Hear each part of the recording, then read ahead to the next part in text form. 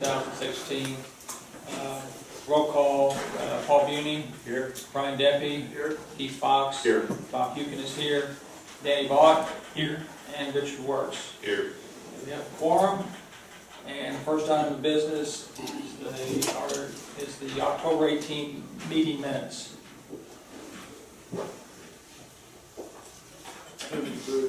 Second. Any discussion? Those in favor of approval of the minutes, say aye. Aye. Opposed, same sign. Minutes approved. And we have the minutes of the special meeting that was held on December the 4th. I move to approve those minutes. Second. Okay. Any discussion? Those in favor of approval of the minutes, say aye. Aye. Opposed, same sign. That motion is approved. Any old business to bring up at this time? Okay, given that, we'll move to new business, and we're going to get a report from the committee on the old post office, 55 West Madison Street. Keith, I believe you're going to do that. Yeah, we met this past week in regards to the two presentations that we had on that building. And as a committee, we decided that we would reject both offers. And at this point, we'll be in this 30-day waiting period, where we can repost it, and hopefully we can get something worked out. But right now, we've rejected both of those offers.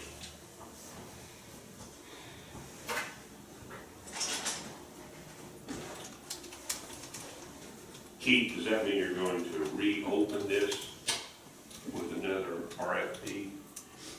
That would be a possibility. That would be a possibility. I think the intent here is that our intention is that after this is 30-day period, then we'll open up discussions with the tallies on the property. I think we've communicated to Darren Short. I know his dad Dave is here today. We've talked to them, kind of let them know kind of what's coming down on this. I think the way I understand this is that if we reject both, it doesn't necessarily mean either offer was a bad offer. It's just that there needs to be some discussion on some of the points, and we'll be in a better position to clarify that once we get past this. And I think that's everything we're doing here is legal. We certainly want to be transparent as to what we're doing with all of this. So I would say that it's still an ongoing process. I think the best way to put this. I don't know if I said that good enough or not, but somebody will correct me if I didn't. Officially, shouldn't we vote to reject them? Okay. So that's a recommendation of the committee that both offers be rejected. So we'll look for a motion then. I move to reject both offers as presented. Second. We have a motion and a second. Discussion. Okay, those in favor of approval of the motion, say aye. Aye. Opposed, same sign. That motion's approved. So again, I think the intent here is that we thank Darren for his interest, and I think we're going to move ahead with the tallies at this point. At some point here in the coming weeks or days or something along that way. So. All right. Any questions? All right. Thank you. We'll move on to. I'm going to go ahead and just put it in here under new business.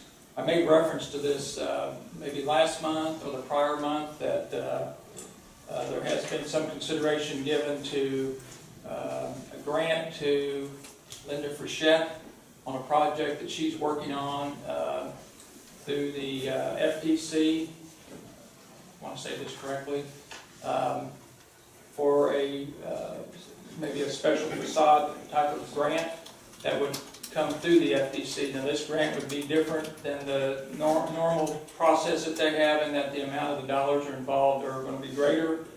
I think the scope of the work is going to be significantly greater, and it should hopefully would have a good impact on the appearance of the downtown.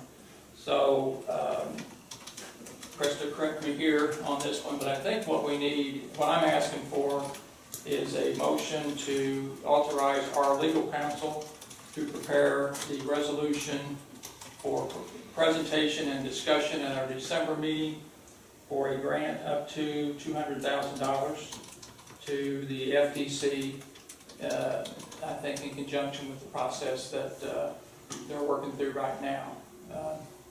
So this is approving this motion, assuming that it's made and seconded and approved, but in no way commits the RDC to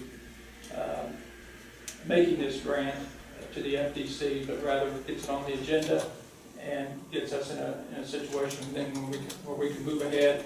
And the FDC folks know that we're going to discuss it and they can work up what they need to do to make a presentation. So, any questions? I should have asked this question beforehand, but I'll ask it now. I assume then that as far as Linda Frichette's concerned, she's far enough along in her process of what she wants to do that we can have this discussion. We've got enough detail on that. Yeah, so typically the Franklin Development Corporation facade grant, this is a corner location, so they would be eligible for up to a $50,000 grant at that location, and there's been design work done for the location to make the building more of a story and a half than it is now, so that it fits in better with the surrounding buildings. And there's been multiple estimates from contractors, and those estimates have been in excess of $200,000 just for the facade. So in order for her to consider making that investment in the property, she would still have private investment, but more likely it would be up to the $50,000, whereas the proportion of grant to make those modifications to that facade would be higher. So that's where that kind of, I think some of the negotiation as far as what amount is the RDC comfortable with incentivizing that project to make it happen versus it not happening. I think it's probably all right to talk about what the project is. I think it'll resemble, I'm looking at David Bedwell a lot on this because he's the FDC board member that's working closely with Linda on this project. But the way I understand it is that the facade would end up being about a story and a half. There would be no second floor to the property. That Linda has already made some significant investment recently in her building and plans to make some additional investment in order to get this done. So it wouldn't be exclusively RDC money or FDC money in this thing, but she's got some pretty good amount of money already in this property. And I think everybody knows where it is located.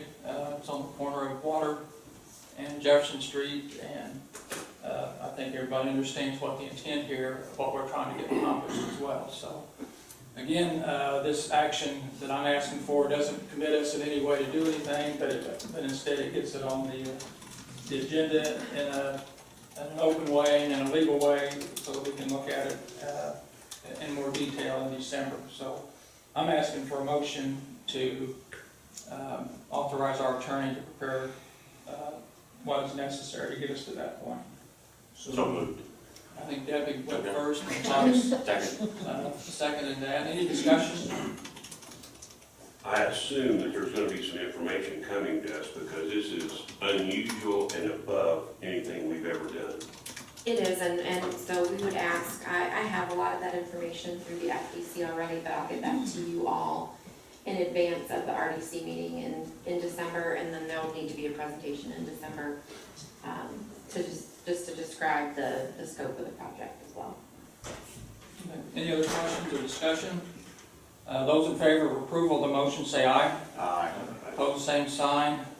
That motion's approved. Now, unless there's not any other new business, we'll move into other business, and that gets us into the financial reports. So we have the October financial report that's been updated through the end of October. All of the resolutions, the expenditures have been updated. So that leaves you, if all of the expenditures of all of the resolutions were made through the end of the year, that would leave you with a cash balance of $7,177,415. I would like to point out though, I know, each year I prepare a list of resolutions for you that will need to be encumbered into the next year, and I plan on doing that for you at your December meeting. Several of those resolutions that show up, down below still have balances remaining to be spent, and those aren't gonna be completed before the end of the year, so they'll be encumbered into next year. So we'll also find out through that process, some of the resolutions that we didn't spend all of the money that was appropriated, so that's kind of the cleanup that happens at the end of each year. I'll have that list for you, at your December meeting. Okay. And we move on to the bond financial report. Sure, so just a brief overview of the bond. All the resolutions are on here that have been approved. The expenditures that have been made through the end of October for bond proceeds, just over $8 million, $8,061,195. Remaining, balance remaining is $271,767. And that has been updated to show all of the resolutions corresponding with projects that have been approved through bond. Are there any questions on that? Okay. Might want to add, I'm going to go back to the old post office building, just to let you know who the committee members are that are working on that. I'm going to miss somebody here. Keith, you're in on that. In the back room, Jay Gold is volunteered. He's joined us as well on this. Who else do we have on this? Ken Austin and Ken Austin. Rob Henderson. Okay. And the mayor. And the mayor, you're setting in on. Yep. I think at one point I was going to be included on that, but I've opted out of that at this point. So if you have questions on that, those are the people you can contact on it. So I think that's all we have for today. Anything from the city council or anybody else out there? Janice, Cheryl? Cheryl, I know you got an open house coming up fairly soon. Down the street? Yeah. Triple play? Okay. So have that. Tara, you've got your stuff geared up, I know. December 3rd, holiday lighting. Okay. Chamber is, again, a shop small, shop local champion, so the Saturday after Black Friday, Chamber will be open and we're promoting small business, local businesses to encourage people to shop. Yeah, very good. Rob, I know you're in your slow season. Right. Yeah.